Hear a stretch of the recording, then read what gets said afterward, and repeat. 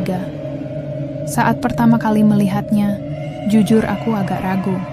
Kamarnya agak gelap, dan bau apek menyambut begitu pintu dibuka. Tapi Bu Erna buru-buru bilang, kamar ini udah lama kosong, jadi agak bau. Tapi nanti juga hilang. Toh, karena harganya jauh di bawah rata-rata dan hanya 5 menit jalan kaki ke kantor, aku terima saja. Hari itu juga aku mulai pindahan, ditemani sahabatku Rani. Serem juga ya, Rick. Kos-kosan kayak lorong RS, komentar Rani sambil membawa dus isi baju. Aku cuma tertawa, walau sebenarnya aku juga merasakan aura yang aneh. Bukan takut, lebih ke nggak nyaman, seperti sedang diawasi. Malam pertama, aku tidak bisa tidur nyenyak. Bukan karena suara-suara, tapi perasaan. Rasanya seperti ada yang duduk di ujung ranjang. Aku bahkan beberapa kali terbangun karena merasa ada yang memperhatikan dari pojokan kamar. Tapi setiap lampu dinyalakan, tak ada apa-apa di sana. Hanya dinding kosong dengan cat mengelupas. Hari-hari berikutnya berjalan normal. Aku mulai akrab dengan Mbak Putri yang sering pulang malam.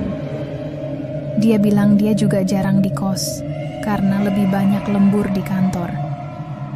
Kami beberapa kali ngobrol di dapur bersama, tapi dia tak pernah bicara soal penghuni kamar lain. Waktu ku tanya, siapa penghuni kamar nomor 2 yang pintunya selalu tertutup rapat? Dia hanya menjawab singkat, "Nggak tahu, aku jarang ketemu." Aneh, aku sudah tinggal di sana hampir seminggu, tapi belum sekalipun melihat orang keluar dari kamar itu. Tidak terdengar suara TV, radio, atau bahkan langkah kaki. Tapi, setiap malam terdengar suara berbisik dari arah kamar 2. Suaranya lirih, seperti perempuan menggumamkan sesuatu. Aku pikir itu doa, tapi kadang terdengar seperti tertawa. Suatu malam, aku baru pulang lembur. Jam menunjukkan pukul 11 lewat. Saat aku berjalan melewati kamar nomor 2, aku melihat pintu kamarnya terbuka sedikit, lampunya mati. Tapi dari celah pintu itu, aku bisa melihat mata. Seseorang sedang mengintip. Matanya menatapku lurus-lurus, tidak berkedip, tidak bergerak. Jantungku langsung berpacu. Aku buru-buru masuk ke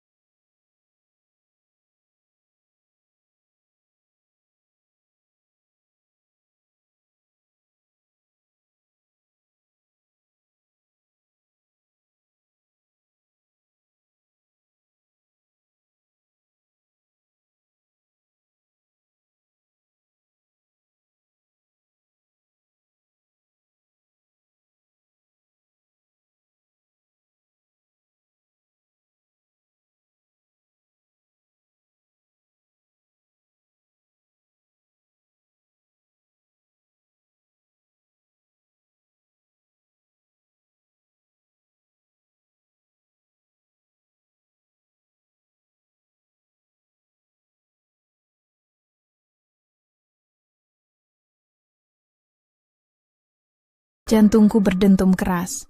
Aku tahu, aku tidak berhalusinasi. Tiba-tiba, tok, tok, tok, pintu kamarku diketuk. Lembut, tapi terus-menerus. Seperti ketukan anak kecil yang sedang main petak umpet. Aku beranikan diri mendekat dan bertanya, "Siapa?" Tidak ada jawaban.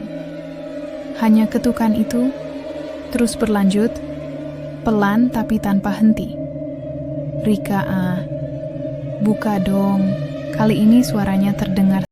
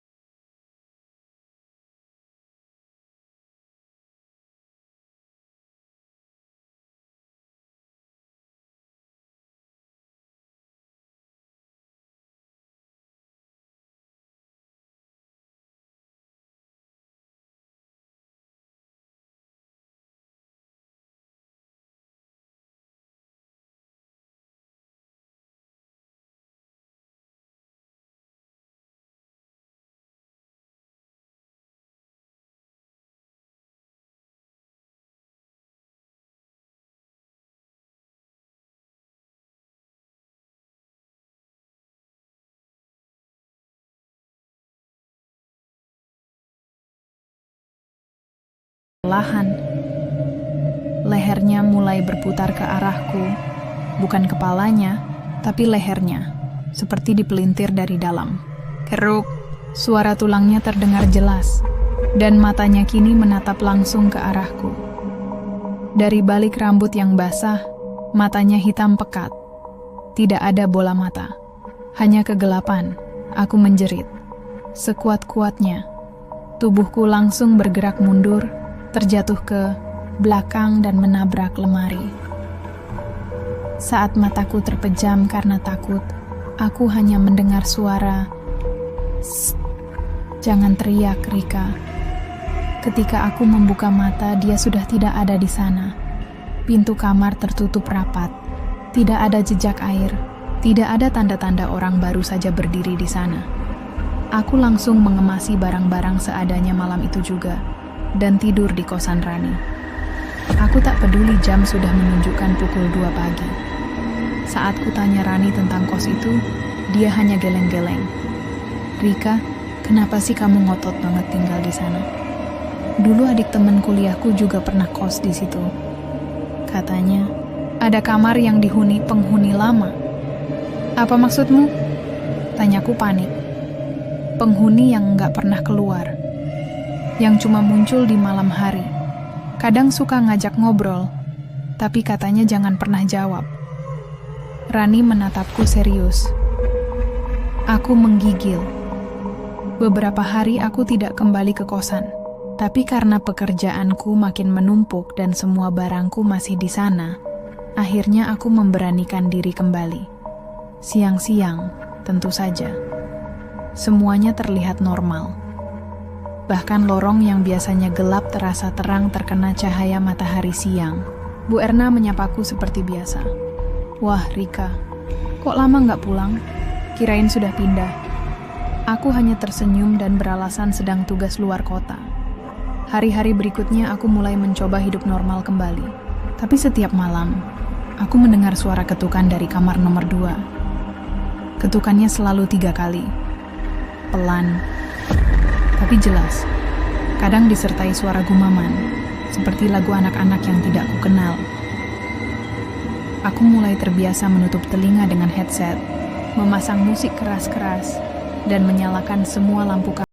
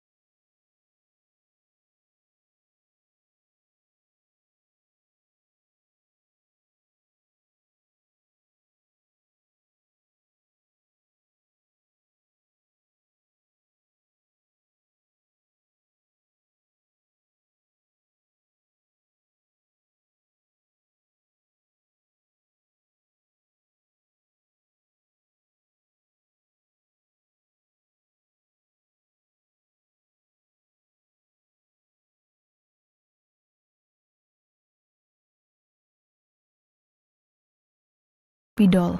Merah. Terima kasih telah menjawab. Aku akhirnya memberanikan diri kembali bertanya pada Bu Erna. Kali ini aku paksa dia jujur. Bu Erna diam cukup lama sebelum akhirnya berkata lirih. Kamar nomor 2 itu dulu pernah dihuni seorang mahasiswi. Namanya Mira. Anak baik, rajin. Tapi dia ditemukan meninggal di kamar itu. Tenggelam dalam bak mandi. Aku mematung. Tenggelam sendiri? Ya, tapi airnya kering, kosong, tidak ada genangan. Tapi tubuhnya basah kuyup, seperti habis diceburin ke sungai. Dan dia tersenyum. Wajahnya seperti puas. Aku merinding dari ujung kaki sampai kepala. Setelah kejadian itu, aku mulai sering bermimpi bertemu Mira. Dia mengajakku bermain, kadang duduk bersamaku di kamar. Bahkan pernah muncul di kamar mandi, memandangi wajahku dari balik tirai. Jangan pindah ya Rika, di sini seru kok. Aku sadar satu hal. Setelah aku menjawab panggilannya, dia jadi tahu aku bisa melihat dan mendengarnya. Dan sekarang, dia mulai masuk ke dalam mimpiku, bahkan ke dalam pikiranku. Aku merasa makin hari, aku bukan lagi diriku sendiri. Kadang saat bekerja, aku merasa seperti sedang mengambang. Suara-suara muncul di kepala. Bisikan, "Ayo kan, Rika, ayo gantian sekarang. Gantian aku yang keluar."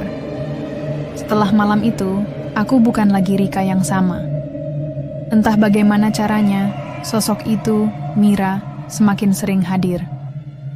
Awalnya hanya dalam mimpi.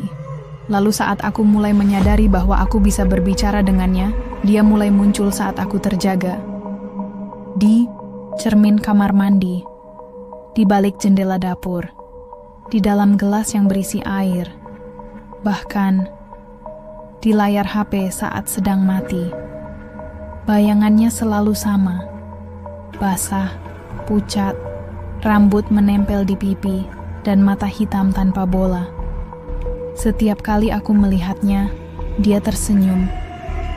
Senyum yang sekarang sering muncul di wajahku sendiri. Aku mencoba cerita ke Rani, tapi dia malah menyarankan aku ke psikolog. Kamu butuh istirahat, Rick. Kamu stres. Tapi bagaimana menjelaskan sesuatu yang begitu nyata? Aku mulai kehilangan waktu. Sering terbangun dan tidak tahu apa yang kulakukan sebelumnya. Suatu malam, aku terbangun dengan tangan dan kaki penuh lumpur.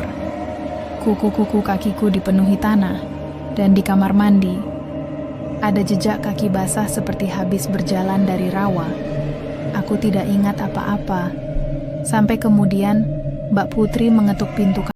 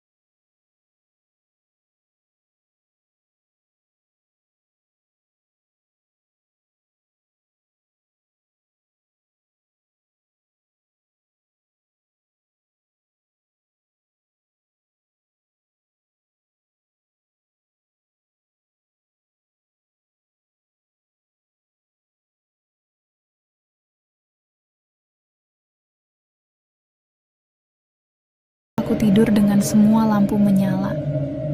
Tapi tidurku justru membawa mimpi terburuk. Dalam mimpi itu aku berada di lorong kos yang sama, tapi semuanya tenggelam dalam air. Dinding dipenuhi lumut, air setinggi pinggang, dan suasananya sunyi mencekam. Aku mendengar suara-suara dari kamar nomor 2. Rika, waktunya tukar tempat. Pintu kamar 2 terbuka pelan. Dari dalamnya muncul Mira. Tapi kali ini wajahnya persis seperti wajahku. Wajahku dengan senyum itu. Mata hitam itu. Sekarang aku kamu, dan kamu aku. Aku terbangun dengan nafas terengah-engah, seluruh tubuh basah keringat. Tapi anehnya, kakiku juga basah. Bukan karena keringat, tapi air keruh berbau lumpur. Saat aku melihat cermin, aku melihat bayangan Mira tersenyum, sementara wajahku terlihat kosong. Mulutku bergerak sendiri. Aku udah di sini. Sekarang giliran kamu di sana. Hari-hari selanjutnya, aku kehilangan kontrol. Suara Mira selalu hadir di kepalaku. Kadang, tubuhku bergerak sendiri. Saat aku bercermin, bayanganku menatapku dengan ekspresi berbeda. Sampai suatu malam, aku kembali berdiri tanpa sadar di depan kamar nomor 2. Kali ini pintunya terbuka lebar, dan dari dalam terlihat sebuah ruangan tua yang penuh genangan air. Airnya gelap, dan di tengah ruangan itu ada bathtub rusak berisi tubuh Rika. Ya, aku, tubuhku sendiri, dan di sebelahnya berdiri Mira menggunakan tubuhku. Waktunya, kamu tinggal di sini, katanya. Aku mencoba mundur, lari, menjerit. Tapi, kakiku terbenam dalam lantai kos, seperti lengket. Tubuhku tertarik masuk ke dalam genangan itu. Tanganku terjulur, mencoba memegang apapun. Tapi semakin aku melawan, semakin kuat tarikan itu. Aku cuma butuh tempat, aku kesepian, bisiknya.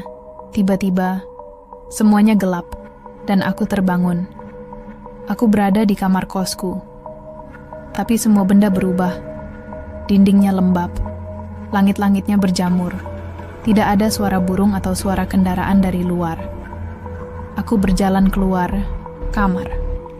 Lorong kosnya basah. Air menetes dari dinding.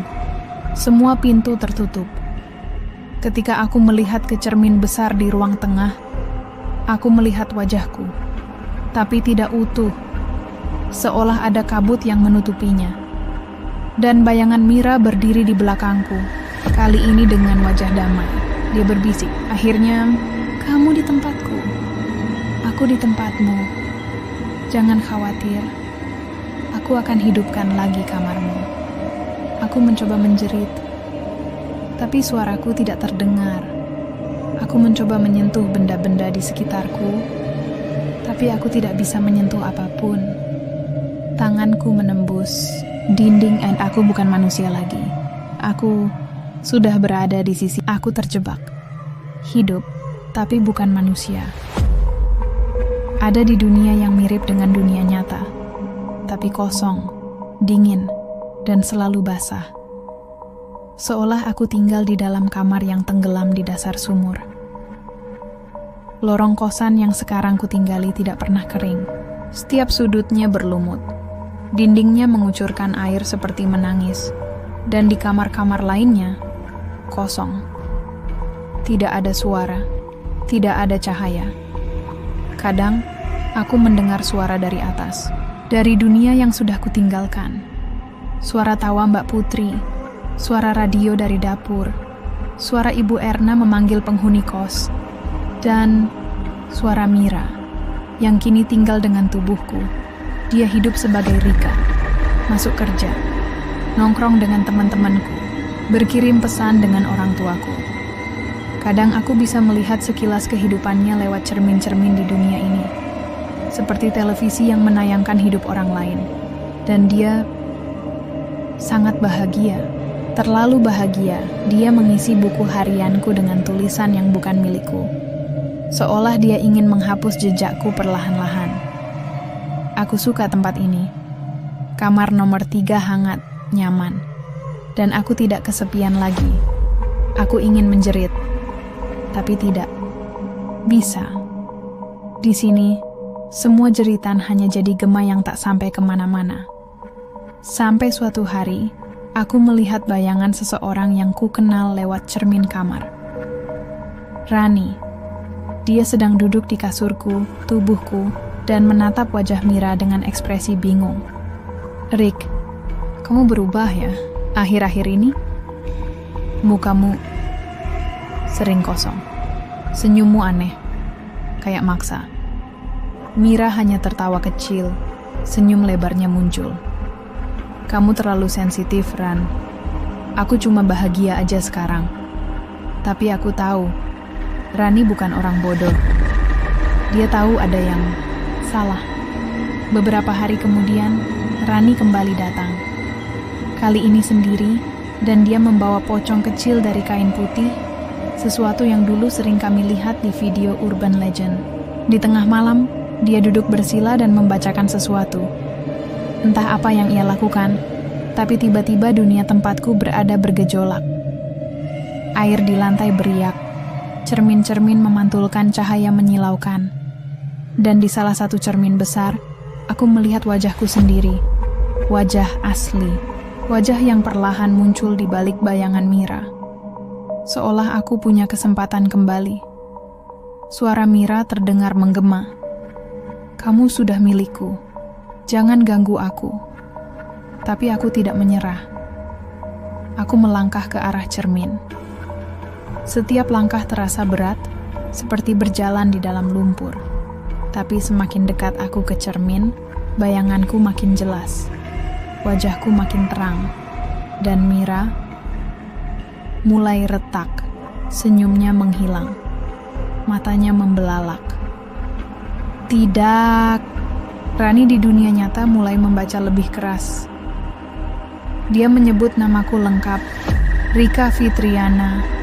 Kalau kamu masih ada, lawan dia. Aku menjerit dari dalam. Semua tenagaku kutumpahkan. Dan cermin itu pecah. Tiba-tiba, aku tersedot ke dalam pusaran, dingin, gelap, hampa. Lalu aku membuka mata, dan aku melihat langit-langit kamar kosku. Aku, kembali, aku melihat tanganku, masih tanganku. Aku mendengar suara Rani di sampingku. Rika, kamu dengar aku? Aku menangis sejadi-jadinya. Rani memelukku. Aku tahu itu bukan kamu beberapa hari ini. Akhirnya kamu balik. Aku mengangguk. Tapi sesuatu terasa. Salah. Malam harinya, saat aku menatap cermin di kamar mandi, aku melihat diriku. Tapi di belakangku, ada Mira, tak tersenyum, tidak menyerang, tidak berteriak, hanya berdiri, diam, dengan tatapan kecewa. Dan dia berkata, "Kamu pikir aku cuma ada di satu tubuh? Rika, aku juga ada di tempat lain. Akan selalu ada. Akan selalu datang ke siapapun yang jawab aku." Esoknya, aku dan Rani pergi dari kosan. Tak ada penjelasan ke Bu Erna. Kami hanya bilang ada urusan keluarga dan tidak kembali. Beberapa minggu kemudian, aku membaca berita di media lokal. Mahasiswi ditemukan tenggelam di kamar mandi kos daerah barat kota. Air penuh, tubuhnya tersenyum. Sampai sekarang, aku tidak pernah menatap cermin terlalu lama. Dan setiap malam, aku tidak pernah menjawab panggilan dari balik pintu. Tapi kadang, aku mendengar suara itu di kamar baru. Di tempat baru. Rika, kamu masih di sana? Dan aku hanya bisa membalas dalam hati, tidak. Aku tidak akan jawab. Tapi aku tahu, cepat atau lambat, akan ada yang menjawab. Akan ada yang berkata, iya siapa. Dan saat itu terjadi, Mira akan kembali.